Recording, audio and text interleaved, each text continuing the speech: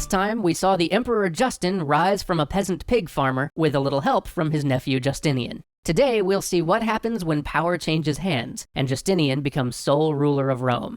Turns out, a lot happens.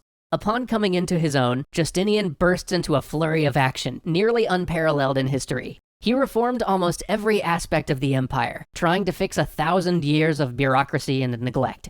But he didn't do it alone. He elevated a caste of some of the most talented, most diligent men in the history of the empire to attack all the things he saw wrong with the Imperium. Unfortunately, these brilliant, hard-working servants of the empire were also some of the most corrupt, quirky, and colorful characters the empire would ever see. So today, we're just going to work through Justinian's reforms by introducing you to these characters and what they did. First off, Justinian was a big spender. He wanted to build up the military, increase infrastructure, create monumental public works, and throw lavish games. But to do all this, he needed coin. And one of the problems the Roman Empire struggled with from its inception, one of the problems that helped bring down the West and had almost brought down the East, was tax collection. The rich would avoid their taxes, and the poor couldn't pay. And this just would not fly for Justinian. So he brought in John the Cappadocian. I mean, he even sounds like a mobster, doesn't he? This guy, John the Cappadocian, totally overhauled the tax system in the empire. He moved tax collection out of the hands of local officials. He crushed corruption within the ranks of the tax collectors, and one of his less popular reforms, at least with some segments of society, was torturing rich people until they paid their taxes. Of course, he was also a debauched glutton who skimmed from the taxes to feed his own perversions. Reports abound of his greed, his sexual appetite, and his boorish, slave-like treatment of his staff. Now, of course, many of these are exaggerations. After all, nobody likes the tax man, and being a more efficient tax collector probably isn't going to win you a glorious place in contemporary histories. But there are enough of these reports that I think we can assume this guy was likely running a very whistle-clean tax administration while shaking people down and engaging in some Baron Harkonnen-like good times himself. With the money he needed taken well care of, Justinian also attacked the second problem of the empire, the legal code. For 1,000 years, laws had been added, changed, and overturned without anybody really collating them, rationalizing them, or really putting them together in any way that wasn't contradictory. At this point, a lot of them just plain didn't make sense. This meant that the law courts had become clogged, corruption was rampant, and justice through the legal system was simply not available for most people. Justinian planned to end this, and so he brought in Tribonian. Tribonian was one of the most brilliant legal minds of all time. In 14 months, he untangled a millennium of Roman law and had a new law code ready to publish. Then he compressed 1,500 existing books of legal decisions down to a mere 50-book set, making the law comprehensible and approachable. With Justinian's help, he then had these books ruled to supersede all previous legal decisions, so that all lawyers and judges were working from the same law. He rounded out these mind-boggling feats by writing an accessible textbook for all future lawyers to learn from, and together, these books form the Corpis Juris Civilis, the work that today's civil law is founded on. Of course, Tribonian was also an unabashed pagan, throwing sacrilegious parties and feasts even as Justinian was ostensibly cracking down on paganism. He was also utterly corrupt, or as one author once put it, every day he repealed or enacted some law at the instance of people who purchased this from him. Otherwise, of course, he was known for being good-natured, diplomatic, and only a little bit of a fop. With the Herculean task of reforming the entire canon of Roman law safely in the hands of perhaps the only man in history who might actually be up to the challenge, Justinian could finally turn his eye on military affairs. Justinian dreamed of reconquering the West, of reuniting and recreating an empire that had only fallen some 50 years before. He dreamed of restoring Rome.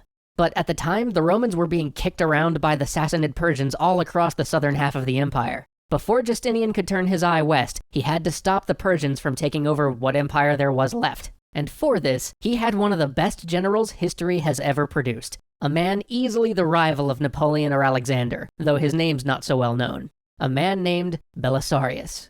From an early age, Justinian recognized this man's brilliance, and by the time Belisarius was 25, he was Magister Militum, or theater commander of the East. But to talk about Belisarius, we have to talk about the Battle of Dara. At this point, Roman armies had suffered defeat after defeat at the hands of the Persians. The situation looked hopeless. Belisarius had been ordered to gather together whatever troops he can and hold the town of Dara, a small fortress town that guarded the entrance to Anatolia. If the Sassanid army got past there, they'd be in the heart of the empire.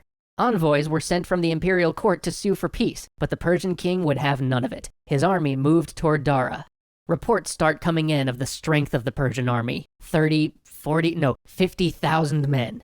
50,000. Belisarius looked to his troops standing on the walls of his desert border fort. 25,000 men. Belisarius wanted to hole up, to fight from behind these walls. It was the only way they'd have a chance against an army twice their size. But he knew that if he did that, the Persians would just go around him. Behind him was nothing but farmers in their fields and priests in their churches. No, he had to stop them here, so he prepared to fight. A messenger galloped up from the Persians and handed him a note. It was from the enemy commander. It said, "Prepare me a bath, for tomorrow I shall bathe in this fortress." Belisarius ordered his men to dig. The next day, the armies lined up for battle. The massive Persian army with their infantry in the center and the famed immortals on the wings. The Byzantine army lined up across from it, with their infantry anchoring the center behind a great trench they had dug on Belisarius' command, with heavy cavalry on the wings, lighter cavalry in reserve, and a small force of Huns hidden behind a hill. The Persian cavalry charged. The wings were a whirling melee of horses and men. But the center, the infantry holding the Byzantine center, just stood there behind their trench. The Persian commander faltered. Even with his numbers, he didn't want to charge his infantry over that trench. His cavalry were doing well. He would let them win the day. Once they'd routed the Roman cavalry, they could circle behind the infantry and negate Belisarius' improvised defense. And like that, the Persians pinned their own infantry, giving up their massive advantage in numbers. Then, just as the cavalry melee was swinging toward the Persians, the Huns sprang from their hiding place. All of a sudden, the Persians' right flank was in disarray. They were falling back. But no matter, there was still time to rally them. The left flank was still doing well. They'd pushed the Romans beyond the trench line. They were pursuing the Roman cavalry almost to the walls of Dara itself. But the rest of the Persian army was still where it had begun. There was a huge gap between the immortals who had chased the Byzantine cataphracts and the infantry that had never moved. The Persian cavalry had chased the Byzantines so far that they were now behind enemy lines, and their infantry was way too far away to support them. The Roman cavalry reserve charged. The main Byzantine cavalry rallied. The immortals were surrounded, cut off. Discipline fell apart. Each man tried to hew his way out, but one by one they fell.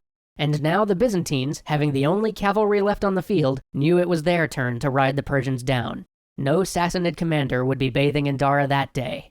This victory paved the way for peace in the east. The empire would still have to pay dearly for it, 11,000 pounds of gold, but now the southeastern border could be secured, and Justinian could turn to the west. Now, following our pattern, this is where you might expect me to tell you of Belisarius' flaws, but by all accounts he was a stand-up guy. So instead, I'm going to tell you about a historian who was Belisarius' legal advisor and came on all of his campaigns, a fellow named Procopius. Procopius is our principal source for Justinian's reign. By being with Belisarius, he had a front row seat to almost every major event. His work is thorough and comprehensive. It's a historian's dream. Thanks to him, the reign of Justinian is perhaps one of the best documented periods in Byzantine history. But, and here's where it gets wild, in the 1600s, in an archive in the Vatican Library, there was found a book, a hidden secret book, called The Secret History, also by Procopius. And while Procopius's official histories paint the reign of Justinian as glorious with a handful of failings mixed in, his secret history talks of Justinian as a monster. And I don't mean like a figurative monster. I mean a demonic creature that could pop off its head and wander the palace headless late at night. It depicts Theodora as debauched and depraved, and spares no one in Justinian's inner circle.